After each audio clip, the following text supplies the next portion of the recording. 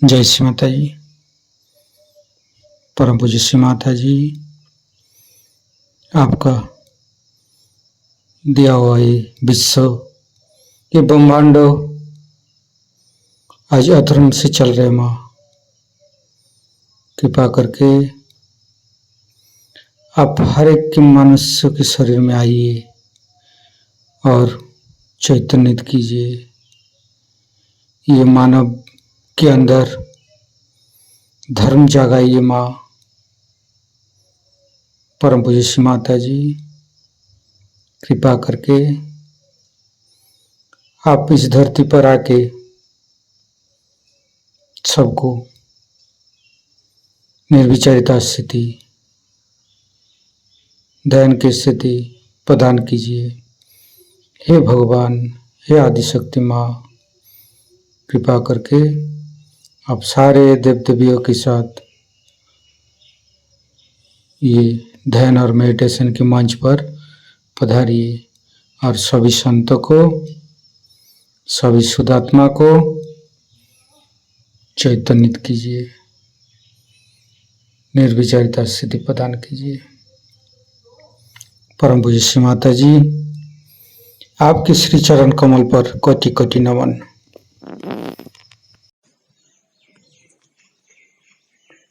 कुंडलिनी उठा के बंधन लेंगे।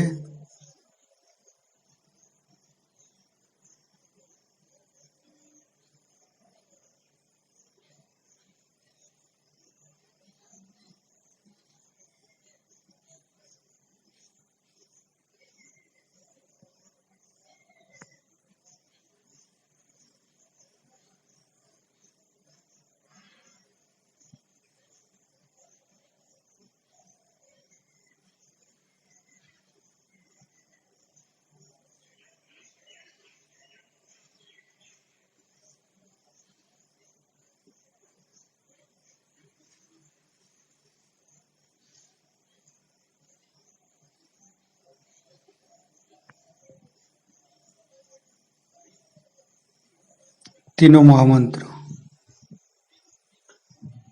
ओम तमेव साक्षात् श्री महालक्ष्मी महासरस्वती महाकाली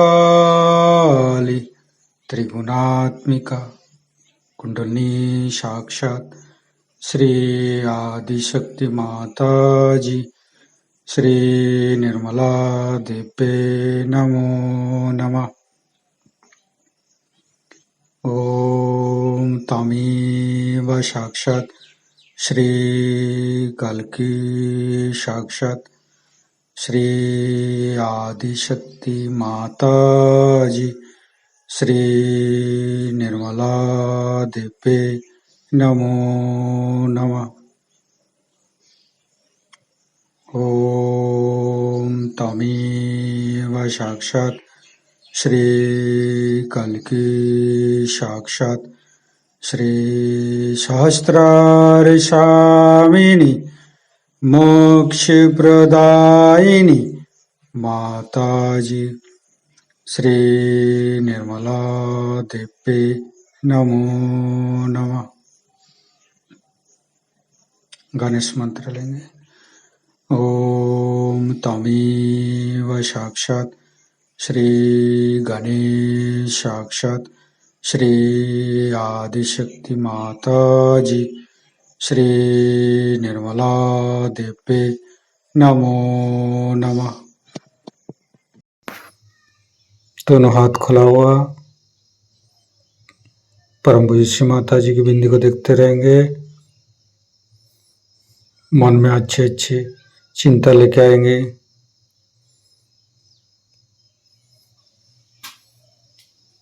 संपूर्ण चित्त हृदय पर रखेंगे।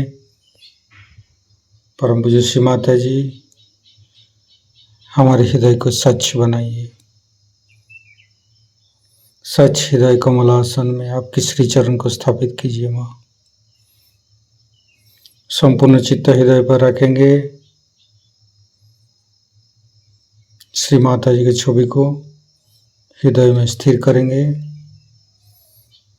परम पूज्य श्री माता जी, हम अज्ञानी हैं। हमारे अज्ञानता के बस में यदि आपकी शान के खिलाफ कोई गलती हुआ हो, कृपा करके आप मुझे क्षमा कर दीजिए माँ।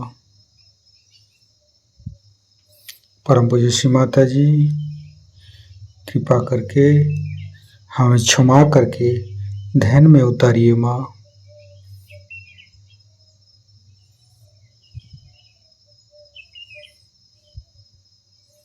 संपूर्ण चित्त तीनों मूलाधार पर परम पूज्य श्री माता जी, आप ही तो प्रभु गणेश है। आप ही तो हमें अबोधिता और पवित्रता प्रदान करते हैं माँ। कृपा करके हमारे मूलाधार चक्र पर आइए और गणेश के गुणों से हमें भर दीजिए माँ। तीनों नाड़ी को देखेंगे। परम पूज्य श्री माता जी, हम कभी अतीत में चला जाते हैं, कभी भविष्य में चला जाते हैं। कृपा करके हमें वर्तमान में स्थापित कीजिए माँ। संपूर्ण चित्त सुषुम्ना नाड़ी शरीर के मध्य भाग पर,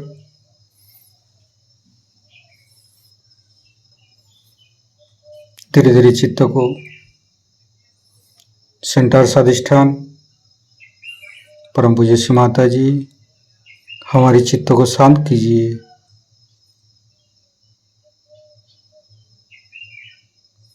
परम पूज्य श्री माता जी, हमें पूर्ण शांति प्रदान कीजिए। आप ही तो हमें शांति प्रदान करते हैं माँ। कृपा करके हमें पूर्ण शांति प्रदान कीजिए।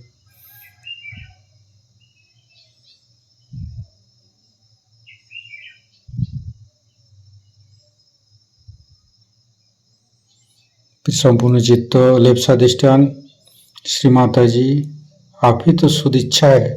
कृपा करके हमारे अंदर समस्त शुद्ध इच्छा को दूर करके शुद्ध इच्छा में बदल दीजिए माँ।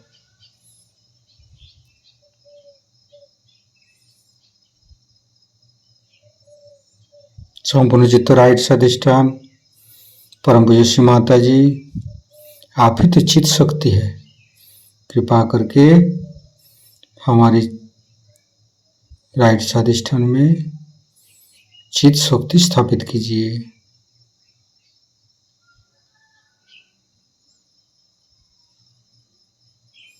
श्री माता जी, हमारे चित्त को शांत कीजिए।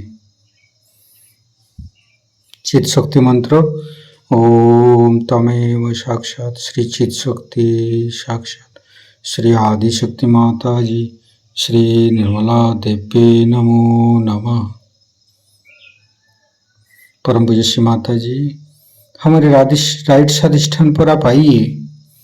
हर चंद्रमा जैसे शांत कीजिए, हिमालय जैसे शीतल बनाइए माँ। चंद्रमा का मंत्र लेंगे। ओम तमेव साक्षात श्री चंद्रमा साक्षात श्री आदि शक्ति माता जी श्री निर्मला देवी नमो नमः। हिमालय का मंत्र लेंगे। ओम तमेव साक्षात श्री हिमालय साक्षात श्री आदि शक्ति माता जी श्री निर्मला देवी नमो नमः।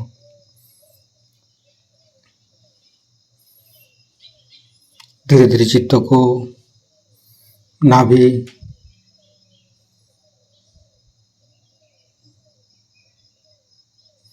मध्य नाभि पर।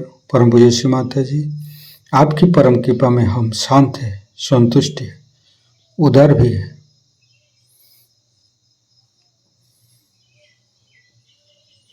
पूरा चित्त भवसागर पर, नाभि के चारों साइड पर गुरु मंत्र लेंगे। गुरुर्ब्रह्मा गुरुर्विष्णु गुरुर्देव महेश्वर गुरु साक्षात परम ब्रह्म श्री माता जी निर्मला माँ तस्मै श्री गुरवे नमः। गुरुर्ब्रह्मा गुरुर्विष्णु गुरुर्देव महेश्वर गुरु साक्षात परम ब्रह्म श्री माता जी निर्मला माँ तस्मै श्री गुरवे नमः। गुरुर्ब्रह्मा गुरुर्विष्णु गुरुर्देव महेश्वर गुरु साक्षात परम ब्रह्म श्री माता जी निर्मला तस्मै श्री गुरवे नमः। धीरे धीरे चित्त को तीनों हृदय विशुद्धि, तीनों विशुद्धि को देखेंगे। फ्रंट आज्ञा परम पूज्य श्री माता जी जिन्होंने हमें तकलीफ दी है, हम उन सबको क्षमा करते हैं। माँ परम पूज्य श्री माता जी, आप ही तो हमें क्षमाशील बनाया। हमें जिन्होंने तकलीफ दी है, हम उन सबको क्षमा किया है। माँ कृपा करके आप भी मुझे क्षमा कर दीजिए। माँ संपूर्ण चित्त वैकाग्य पर, हे परम पिता परमेश्वर, जाने अनजाने में आपकी शान के खिलाफ कोई गलती हुआ हो तो कृपा करके आप मुझे क्षमा कर दीजिए।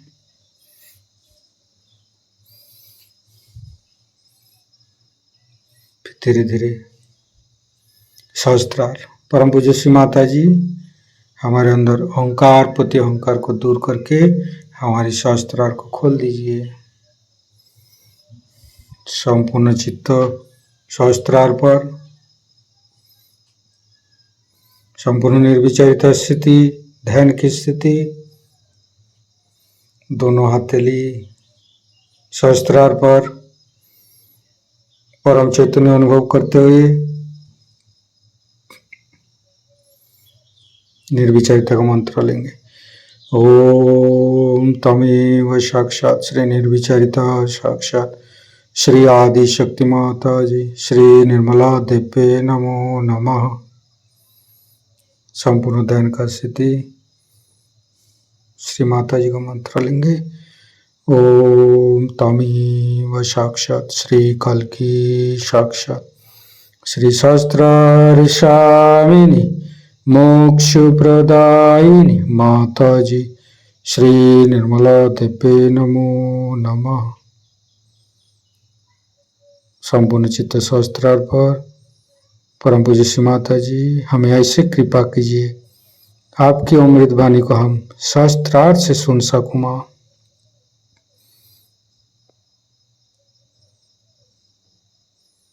संपूर्ण चित्त सहस्त्रार पर परम पूज्य श्री माता जी का अमृत वाणी हम सहस्त्रार से ग्रहण करेंगे।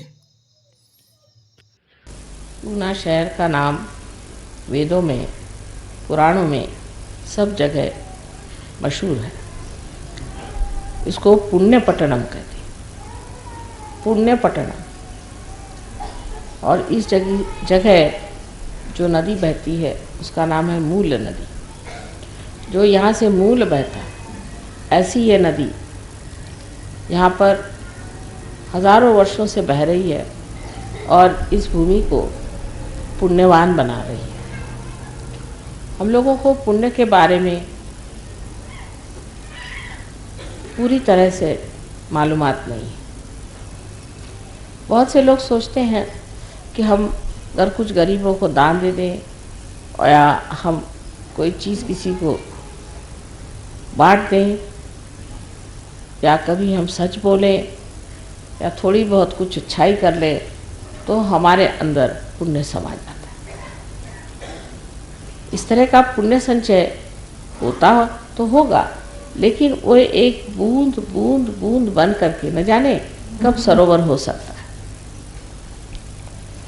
पुण्य का जो अर्थ है सो जैसा जाना गया है कि ऐसे कार्य करना जिससे परमात्मा संतोषित हो, जिससे परमात्मा खुश हो, ऐसे कार्य हमें करना चाहिए।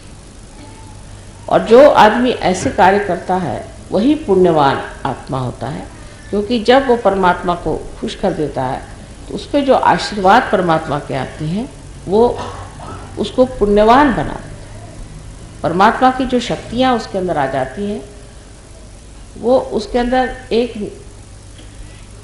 नई चेतना कहिए या नया व्यक्तित्व कहिए, एक नई हैसियत कहिए, प्रकट करती है। उस हैसियत में मनुष्य ऐसा हो जाता है कि जो वो कहीं भी जाए, किसी भी घर में जाए किसी भी दालान में जाए, किसी आंगन में जाए, किसी देश में जाए, विदेश में जाए, जहाँ भी जाए, वहाँ परमात्मा का आशीर्वाद झरने लग जाता है। जैसे कि एक छत्र छाया सी उसकी बन जाती है। ऐसे पुण्यवान पुरुष कहीं भी रहते हैं, उस जगह किसी भी तरह का प्रकोप होना हो तो वो टल जाता है। वैसे लोग जब कभी शहर में, जंगलों में कहीं भी घूमते रहे तो वहाँ जितनी भी दुर्घटनाएं होने वाली थी वो सब खत्म हो जाती। सो इस पुण्य नगरी में इन्होंने जन्म लिया है, वो विशेष पुण्य लोग हैं, पुण्यवान लोग हैं, और इस पुण्याई में उन्होंने यहाँ जो कुछ पाया है उसे उन्हें अब आगे पाने का है। लेकिन जब पुण्यवान मनुष्य पुण्य नगरी में पैदा होता है तो वो अपने को दूसरों के साथ तौलने लग जाता है। वो ये सोचता है कि देखो, हमने तो इतना पुण्य किया इसलिए हम यहाँ पैदा हुए, लेकिन यहाँ पे जो लोगों के पास पैसा है, जिनके पास धन दौलत है, वो तो दूसरे ही लोग, वो तो परमात्मा को भी नहीं जानते, भगवान को भी नहीं मानते और पूजा अर्चा भी नहीं करते, पर इनके पास तो इतना पैसा है, इतने धनवान लोग हैं, ये तो इतने सुखी लोग, तो हम क्यों इतने दुखी? अगर हम पुण्यवान हैं तो हम दुखी क्यों? ऐसा उसके दिमाग में विचार आता है। जब ये विचार उसके अंदर आ जाता है तो वो फिर या तो सोचता है कि हमारी समझ में आई नहीं बात, कोई हर्ज नहीं, ऐसा सोच करके अपने धर्म में जुटा रहता है, और या तो वो बदल जाता है और वो सोचता है कि नहीं, किसी तरह से भी पैसा जोड़ना या दुनिया की चीज़ें दौड़ना, दुनिया की इज्जत दौड़ना जोड़ना, यही सबसे बड़ी बात है। और उसी नई एक नए दौर में वो दौड़ने लग जाता है। तब उसका पुण्य क्षय हो जाता है, उसका सारा पुण्य जो है वो नष्ट हो जाता है। लेकिन पुण्यवान पुरुष को पैसे की इच्छा होना बड़े आश्चर्य की बात है। कलयुग में सब कुछ हो सकता है। ये मुझे खुद देख करके आश्चर्य होता है कि कलयुग में अगर कोई रियलाइज सोल भी पैदा हो तो वो भी शराब पी सकता है, ड्रग्स ले सकता है, मारामारी कर सकता है, दुनिया भर के काम एक रियलाइज सोल, जिसे कि हम पुण्यवान मनुष्य समझते हैं, वो ये सब कर सकता है। ये कलयुग की खिंचाव है, उसका एक तरह का असर है, उसका वातावरण इतना ज़बरदस्त है। पुण्यवान मनुष्य भी जब संसार में आता है और जब इस चीज़ की तरफ में उसकी नज़र जाती है तो वो उधर खिंच जाता है और उसके अंदर ये कमज़ोरियाँ धीरे धीरे आने लग जाती हैं। ये कलयुग की एक बड़ी भारी हमारे ऊपर में दहशत है। लेकिन इसका एक दूसरा इलाज है। ये जो दहशत हमारे ऊपर है और जो हमारे पर कलयुग छाया हुआ है, ये अगर सोच विचार किया जाए तो क्यों आया? कलयुग आने की ज़रूरत क्या है? अगर कलयुग आया है तो उसका भी तो कोई कारण होना चाहिए। उसके बारे में एक दमयंती आख्यान में लिखा हुआ है कि एक बार दमयंती के पति नल को कली मिल गया, उसने उसे पकड़ लिया, उसे कहा कि देखो, तुमने हमारे पत्नी से विछोह कराया था और इतना हमें दुख दर्द दिया, अब मैं तुम्हें मार डालूँ। तो कली ने कहा कि हाँ भाई, ये तो बात सही है, तुम चाहो तो मुझे मार डालो, लेकिन मेरा भी एक महात्म्य है। उसने कहा तुम्हारा क्या महात्म्य हो सकता है? तुम तो सब दुनिया में भ्रम डालते हो, उनको भी भ्रम में फंसा देते हो और गलत रास्ते पर लोग चले जाते हो। तो उन्होंने कहा कि महात्म्य बहुत बड़ा है कि जब ऐसा होता है और ऐसी हालत में ही मनुष्य की अग्नि परीक्षा होती है, उस वक्त ही वो जाना जाता है कि आदमी कितना सच्चा है या कितना झूठा है। इसी तरह से पहचाना जा सकता है कि आदमी में कितना पुण्य है और कितना अपुण्य है। अगर उसके आगे कोई अग्नि परीक्षा न हो तो वो जाना नहीं जा सकता। जैसे कि बाइबल में भी कहा गया है कि जो मनुष्य कलयुग में पैदा होगा उसका लास्ट जजमेंट हो जाएगा, उसको जाना जाएगा कि उसमें पुण्य कितना है, अपुण्य कितना है। तो इसका ये महात्म्य है कि इससे हमारी अग्नि परीक्षा होती। और उसने ये भी कहा कि इतना ही नहीं कि अग्नि परीक्षा होगी, अग्नि परीक्षा जो हमारी होने वाली है इस कलयुग में, इस कलयुग के वक्त में हमारे लिए एक और बड़ा भारी आशीर्वाद है। वो ये कि नल को बताया गया कि देखो जिस वक्त कलयुग आएगा, जिस वक्त अग्नि परीक्षा होगी, तब हजारों लोग पार हो जाए, हजारों लोगों को आत्म ज्ञान हो जाए, आत्मबोध हो जाएगा, आत्म साक्षात्कार हो जाएगा। और इस आत्म साक्षात्कार के सहारे वो एक नई जिंदगी को प्राप्त होंगे और उनमें परिवर्तन हो जाए। जो आज गिरिकंदरों में परमात्मा को खोजते फिर रहे हैं वो उसे प्राप्त करेंगे, ये इसका वरदान है। इसी बीच अब हम यहाँ पूना में आए हैं, जिसको कि मैं पुण्य पट्टनम कहती हूँ, जहाँ आने से मनुष्य को पुण्य का प्रभाव पता चल सकता है। यहाँ भी अगर आप सोचें तो आपको लगेगा कि यहाँ भी वही कलयुग है जो जहाँ है, हर जैसे वहाँ पे था वैसा यहाँ भी है। ये बात ज़रूर मानी जानी चाहिए कि जो चीज़ छिपी है, जो चीज़ दिखाई नहीं देती, उसके बारे में बात करने से कोई फ़ायदा नहीं। लेकिन जब ये चीज़ खुल जाती है, आपके अंदर की चेतना जब खुल गई है, उससे जब आप जानेंगे तो आपको आश्चर्य होगा। इस पूना में इतने गहनता के कार्य हुए हैं। यहाँ पर अनेक साधु संतों ने बैठ कर के तपश्चर्या की हुई है। तुकाराम जैसे इतने बड़े महान पुरुष इसी पूना के पास ही में आए और यहीं रहे, उनका यही वास्तव्य है। तो इसका जो आकर्षण है वो उन लोगों के लिए है जो पुण्य को खोजते हैं और पुण्य में डूबना चाहते हैं। उन लोगों के लिए नहीं जो पैसा ढूंढते हैं और दुनिया भर की दौलत ढूंढते हैं, क्योंकि वो तो सिर्फ अपने लिए है, किसी दूसरे के लिए नहीं। जो हम पैसा इकट्ठा करते हैं या चीज़ें इकट्ठा करते हैं, जो हम अपने लिए सत्ता इकट्ठा करते हैं, या हम किसी तरह का बड़ा भारी नाम, जिसको फेम कहना चाहिए, इस तरह का नाम इकट्ठा करते हैं, ये सब अपने लिए। लेकिन पुण्य जो है वो दूसरों पे असर करता है। जैसे एक दीप है, इस दीप पे आपको इसकी सफाई करनी है तो आप इसमें कुछ भी चमका दीजिए, इसको आप चांदी का बना दीजिए, चाहे आप सोने का बना दीजिए, इसको जिस भी चीज़ का चाहे आप बना सकते हैं, इस पर जो भी मेहनत करना चाहे कर सकते हैं। लेकिन बेकार, क्योंकि इसमें दीप नहीं जला। जब इसमें दीप जलेगा तभी इसका उपयोग है। इसी प्रकार मनुष्य कुछ भी हो बेकार है, जब तक उसके अंदर आत्मा का दीप नहीं जलता तब तक वो बेकार है। और जब उसमें दीप जल जाता है तो वो पुण्यवान आत्मा हो जाता है और उसके अंदर से बहता हुआ प्रकाश हजारों दीप संसार में जला सकता है। इसलिए आज की पुण्य नगरी में इस पूजा का आवाहन बहुत बड़ी चीज़। शक्ति का जब संचार पुण्य में हो तो वो पुण्य हजार गुने बढ़ करके अत्यंत शक्तिशाली हो सकता है। पुण्य की शक्तियाँ अनेक हैं, लेकिन उसमें अंदर अगर शक्ति ही संचरित हो जाए तो फिर क्या कहेंगे। पुण्य अभी तक जो लोगों ने जाना है वो ऐसा ही है कि पुण्यवान लोग जो होते हैं उनको सब लोग सताते हैं, उनको परेशान करते हैं, उनके पास कोई धन संपत्ति नहीं होती, उनके पास किसी तरह का कोई संरक्षण प्रोटेक्शन नहीं होता है।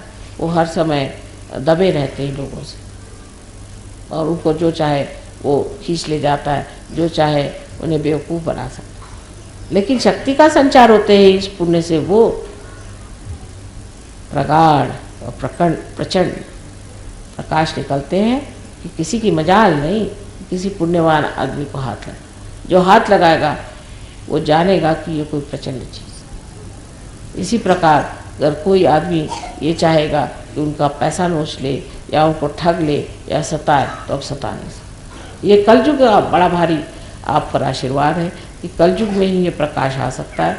और जैसे ही अंदर ये प्रकाश आ जाएगा कोई आपको छू नहीं सकता, कोई आपको परेशान नहीं कर सकता, कोई आपकी हत्या नहीं कर सकता, कोई आपसे कोई चीज़ छीन नहीं सकता। आप पूरी तरह से संरक्षित हो जाते हैं और आप स्वयं इतने शक्तिशाली होते हैं कि जहाँ खड़े हो जाइएगा वहाँ कोई सा भी आतंक, आफत, कोई भी परेशानी हो, उसे आप एकदम खड़े होने से ही उसको खत्म कर सकते हैं। तो पुण्य में शक्ति का संचार यही आज का आवाहन है और आज की पूजा में यही करने का। अभी ऊपर आए नाभि चक्र में, नाभि के चारों तरफ में ये आपका, जिसको भवसागर में कहते हैं, ये बना हुआ है पेट, धर्म पेट में होता है। माने आप इंसान हैं, ये आपका धर्म है। जानवर है, उसके दुम होती है। इंसान है, उसके कुछ गुण होते हैं, उसका सस्टेनेंस माने उसकी धारणा शक्ति, इस पे धारित। आप मनुष्य हैं कि राक्षस हैं, कि मनुष्य के रूप में आप जानवर हैं कि भूत हैं आप।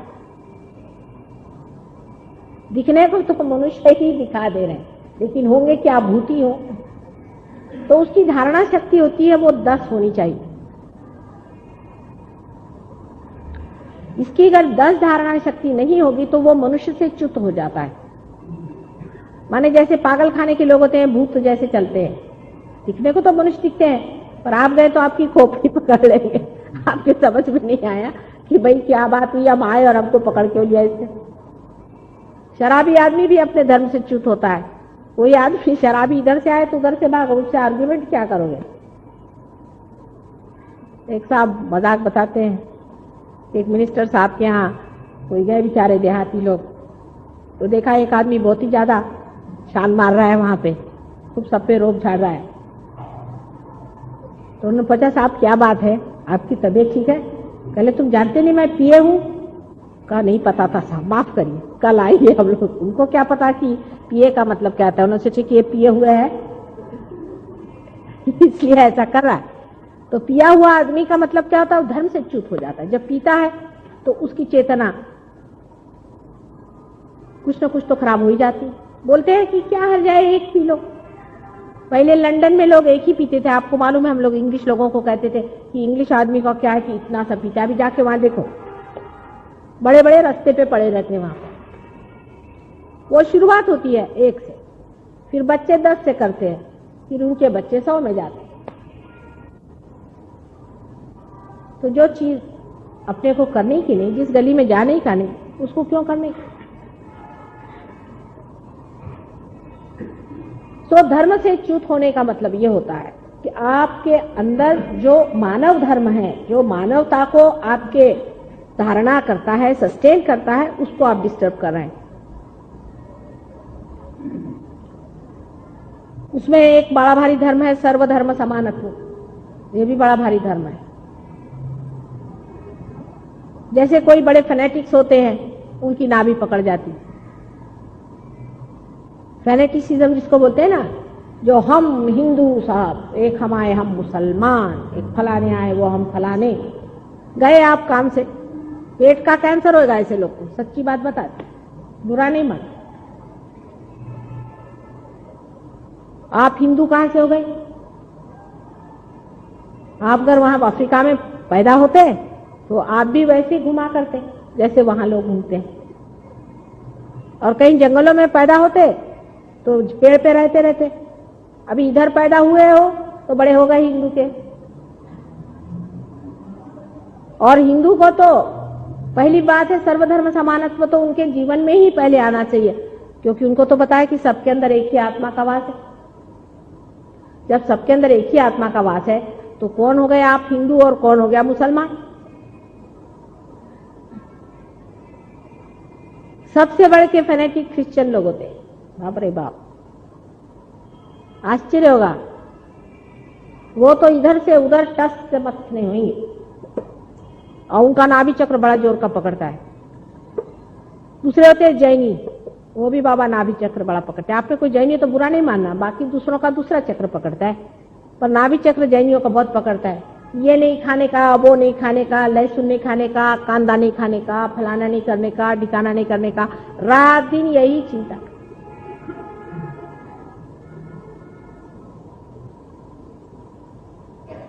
दूसरे होते हैं जो बहुत खदाड़े होते हैं, खाते ही रहते हैं। पारसी लोग, पारसी लोग का जीवन सारा खाने में जाता है, बुरा नहीं माना, उनको ये सब चलता है। उनसे भी बढ़ के होते हैं तो जापानी लोग, वो हर तरह की चीज खाते हैं। खाना कमती करो, कहो तो फिर भूखे मरेंगे। कोई पारसी को मैंने बोली कि भाई खाना कम करो तो एकदम भूखे मरने लगे। जैनी को मैं बोली कि इतना मत करो, ऐसा नहीं करो, तो उसने गैया का गोश्त खा, फलाने का गोश्त खा, सारे दुनिया का गोश्त खा ले। मैंने कहा बाबा ऐसा थोड़ी मैंने बोली थी, मतलब बीच में आओ। हर समय खाने की बात सोचना ही ठीक नहीं बात है। अभी क्या खाएंगे, सवेरे क्या खाएंगे, शाम को क्या खाएंगे, ये हमारे कायस्थ लोग तो पक्के, हमारे श्रीवास्तव कायस्थ तो इतने खाने के होते हैं कि बस उनको खाना ही खाना, सुबह शाम तक उनकी औरत लोग इसी में लगे रहते, बड़े खदेड़ू लोग होते। बहुत मुश्किल काम है कायस्थ के घर में रहना, बहुत ही खाने का होता है। ये इतनी अच्छा उसमें ये क्यों है ना बात, औरत की जिंदगी इसी में चलती है। वो तो पारसी से भी बढ़ के होते हैं श्रीवास्तव लोग, तो खूप कम नहीं होते। फिर हमारे महाराष्ट्रीयन लोग त्यांना फार पाहिजे चमचमीत।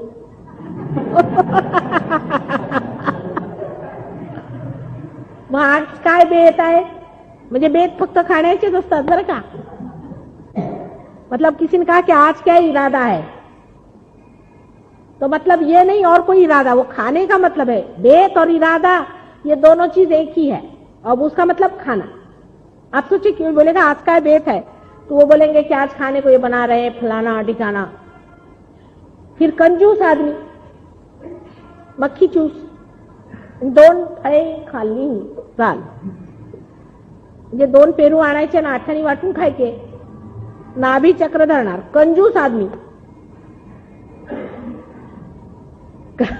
कंजूसड़ों का ये होता है कि जब कोई घर में आएगा तो छिपा के रख देंगे, कोई नहीं खाएगा। तो क्या होता है कि इसका बैलेंस भी आदमी के नेचर में आता है। आप देखिए कोई आदमी शराब पीता है तो वो जनरस होता है,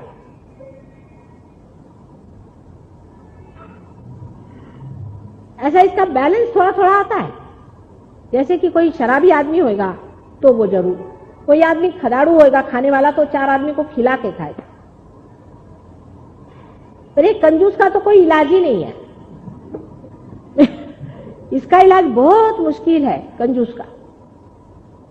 कंजूस आदमी को बोलना भी मुश्किल कि तुम कंजूस हो, तो अपनी कंजूसियत छोड़ो।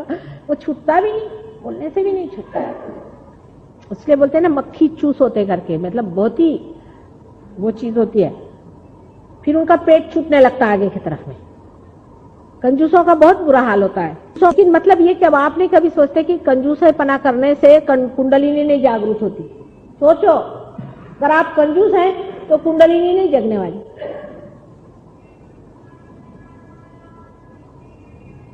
और इतना सर दर्द होता है मेरे को कंजूस लोगों से कि मेरे समझ में नहीं आता। कंजूसड़ी पना करना कोई जरूरत है ही नहीं इसकी। आप एक हाथ से दो 10 हाथ से मिलेगा तुमको।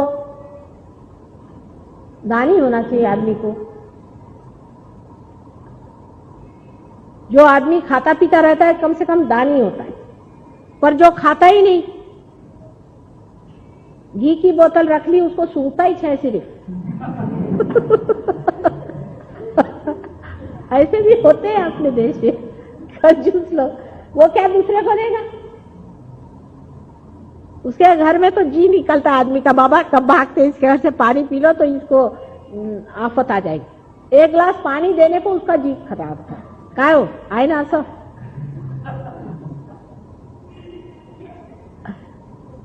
तो कंजूसड़े लोग उनको भी नहीं होता, उनको नहीं होता है। और ये चीज बड़ी सीरियस बीमारी है कंजूसपना। कंजूसपना एक बीमारी है, सिकनेस।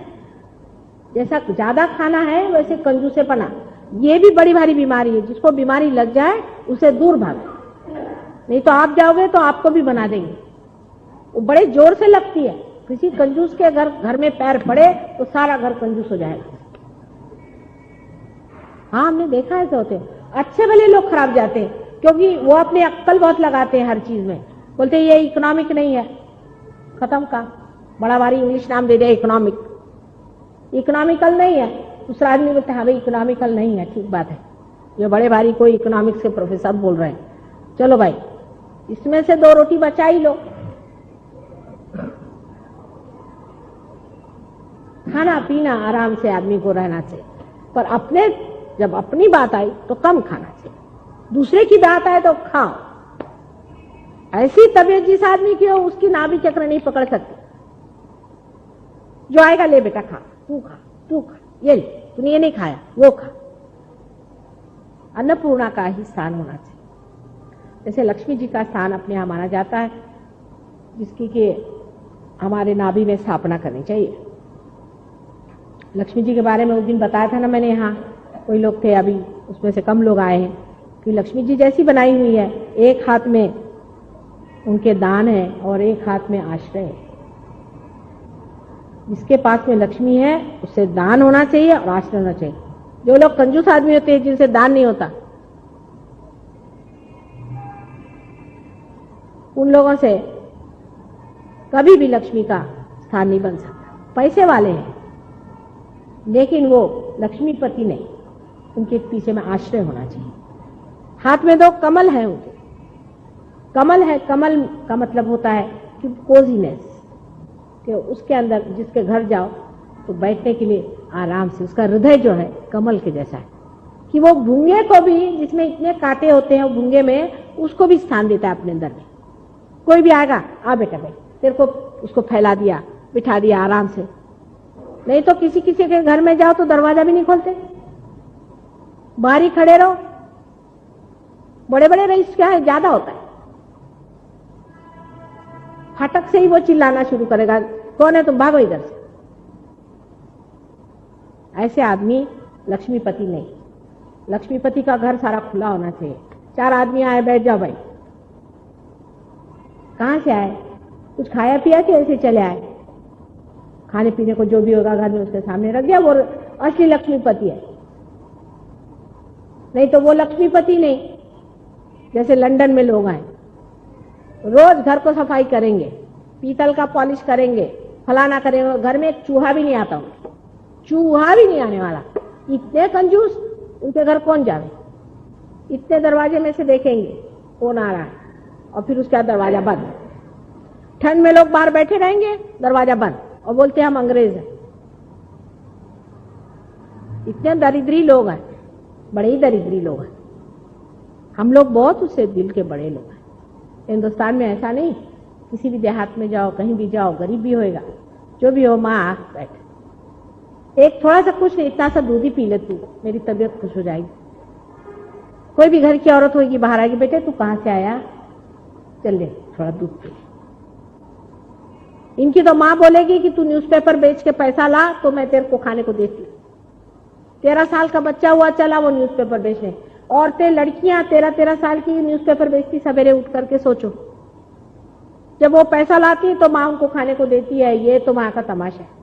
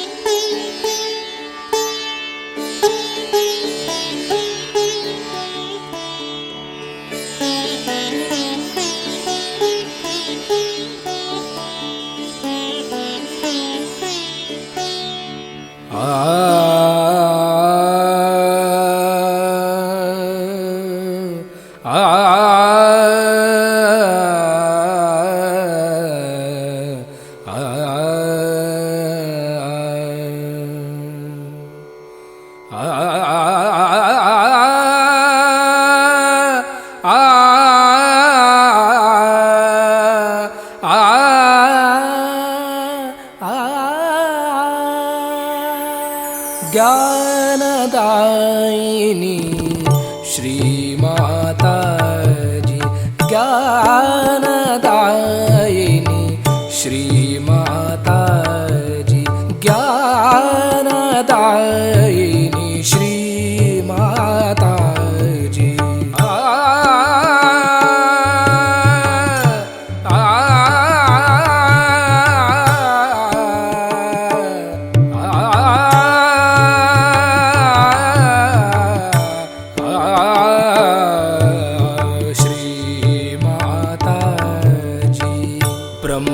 स्वरूपिणी मात सरस्वती, ब्रह्मस्वरूपिणी मात सरस्वती, ब्रह्म ब्रह्मस्वरूपिणि माता सरस्वती ज्ञानदायिनी श्रीमाताजी पम गम पद पम गम पम गरे सा निरे गरे गम गम पम गरे सा निरे गरे गम पद पम गम गरे गरे सा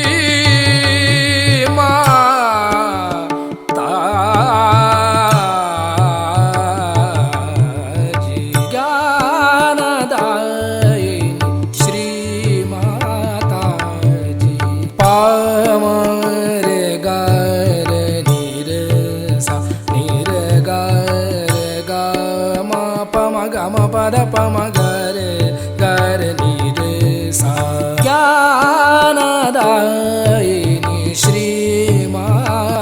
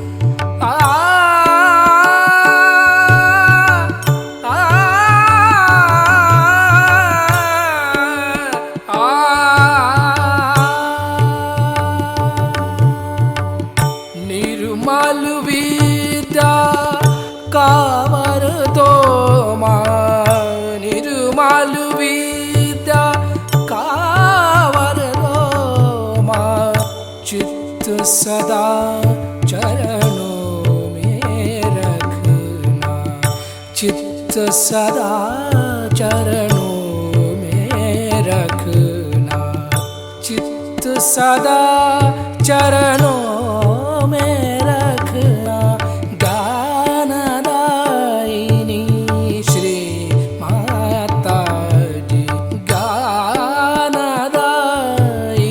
श्री माताजी ज्ञानदायिनी ज्ञानदायिनी ज्ञानदायिनी श्री माताजी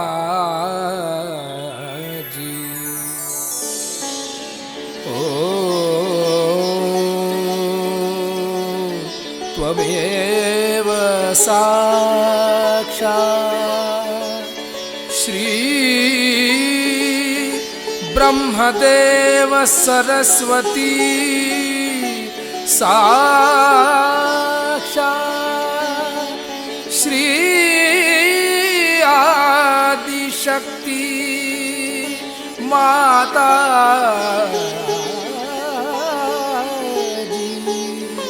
श्री निर्मला देवे नमो नमः।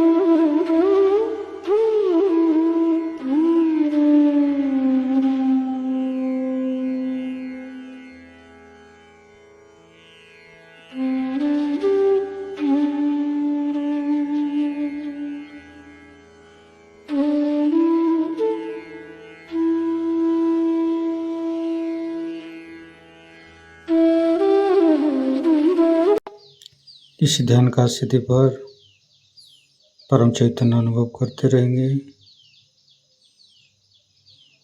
हे आदिशक्ति माँ, ऐसे हमें निर्विचारिता और ध्यान का स्थिति प्रदान करते रहिए माँ, और हमारे साथ छत्र छाया बन के रहिए माँ।